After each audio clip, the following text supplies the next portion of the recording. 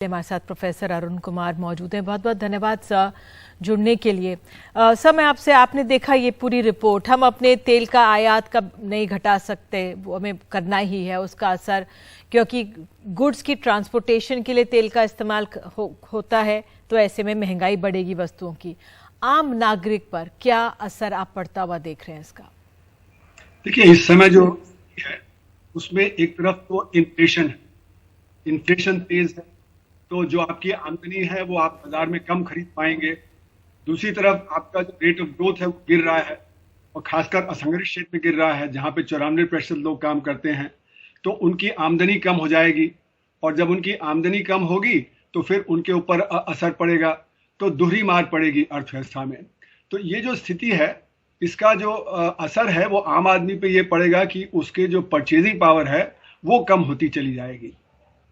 ये बहुत आप अहम चीज बता रहे हैं कि परचेजिंग पावर कम होती चली जाएगी।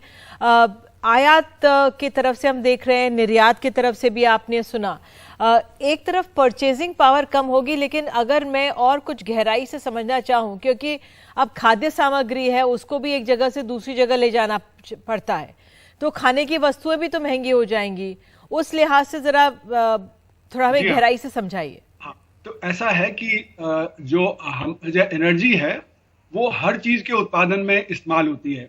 तो जब एनर्जी का दाम बढ़ जाता है तो हर चीज का दाम बढ़ता है।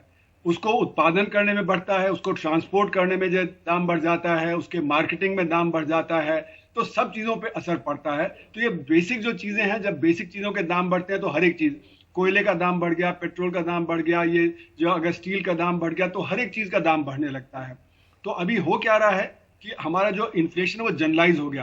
होलसेल प्राइस इंडेक्स जो 10% से ज्यादा पे चल रहा है पिछले 16-17 महीनों से, उसका असर रिटेल पे पड़ता है, क्योंकि होलसेल में जो आपकी वस्तुएं हैं वो बुनियादी चीजें हैं जो आपके हर चीज के उत्पादन में जाती हैं, और जो सर्विसेज हैं वो कंज्यूमर प्राइस इंडेक्स में आती हैं, वो होलसेल प्राइस इंडेक्स में नहीं आती हैं। तो धीरे धीरे सब चीजों पर असर पड़ने लगता है, और इसीलिए हमारा कंज्यूमर प्राइस इंडेक्स भी तेज है।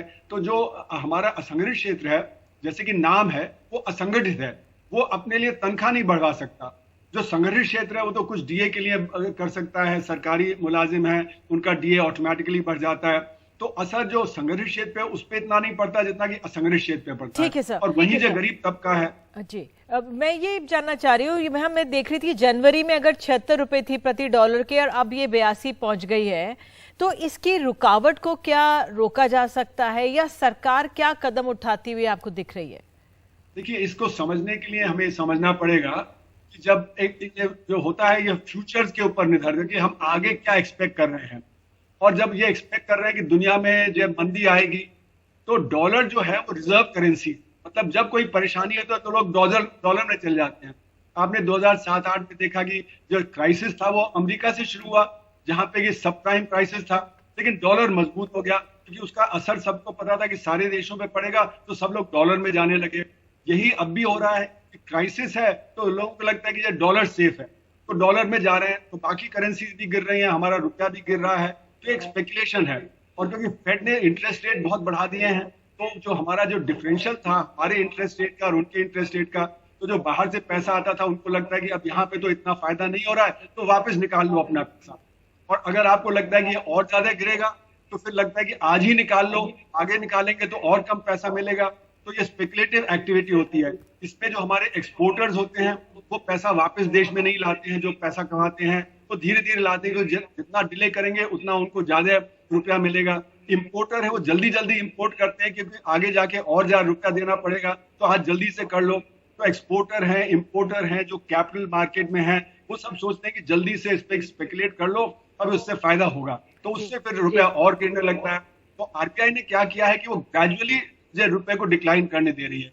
वो $90 बिलियन का मार्केट में उन्होंने जो अपना फॉरेन एक्सचेंज रिजर्व जो कम किया है, उसमें एक हिस्सा है जिससे कि रुपया बहुत तेजी से ना गिरे। जितना तेजी से गिरेगा उतनी और तेजी से गिरने लगेगा, क्योंकि लोगों को जो स्पेकुलेटर्स है उनको लगेगा ये और ज्यादा गिरेगा, तो इसलिए धीरे धीरे गिरना वो बेहतर है। सरकार को क्या करना चाहिए, जो आपने पूछा, सरकार को फिस्कल पॉलिसीज इस्तेमाल करनी चाहिए, क्योंकि दाम क्यों बढ़ रहे हैं कि हमारे इनडायरेक्ट टैक्सेस हाई हैं। हमारा पेट्रोल डीजल पे जो एक्साइज ड्यूटी है, जो जीएसटी तो नहीं लगता, एक्साइज ड्यूटी है, वो हाई है, तो वहां पे वो कम कर देंगे तो वो दाम कम हो जाएंगे। तो ये जो पहले ही अगर हम कर दिए होते नवंबर दिसंबर लास्ट ईयर में, तो इतना इन्फ्लेशन तेज नहीं होता। अब भी इनको ये करना चाहिए कि जो यहाँ पे फिस्कल पॉलिसी का इस्तेमाल करके जो दाम है उनको थोड़ा मॉडरेट करना चाहिए।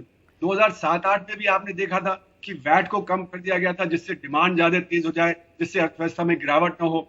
अब भी कुछ ऐसा ही करना चाहिए। तो सरकार तो खुद ही कह रही है कि हमारे पास टैक्स रिसोर्सेज अच्छे आ रहे हैं, डायरेक्ट टैक्स अच्छा आ रहा है, जीएसटी अच्छा आ रहा है, तो अभी गिरा सकते हैं ये कुछ दाम जो बुनियादी वस्तुओं पे हैं। जी, आखिर सवाल ये है सर कि वित्त मंत्री ये कह रही हैं कि अन्य देशों की मुद्राओं के मुकाबले हमारा जो रुपया है वो बेटर है, तो इसको कैसे समझें?